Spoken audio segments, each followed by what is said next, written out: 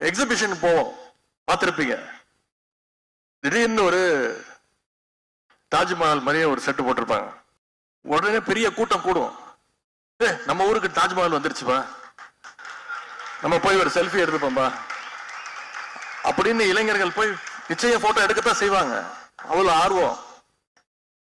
அதெல்லாம் வெறும் அட்டை.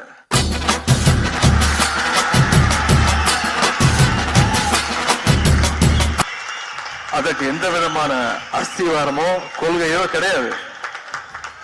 சும்மா தட்டுனா போதும்.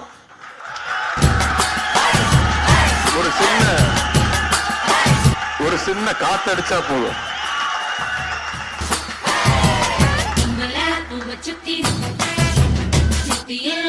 அவங்களுக்கெல்லாம் சொல்லிக் கொள்வது திராவிட முன்னேற்ற கழகங்கிறது தியாகத்தாலும் போராட்டத்தினாலும் உருவான இயக்கம்.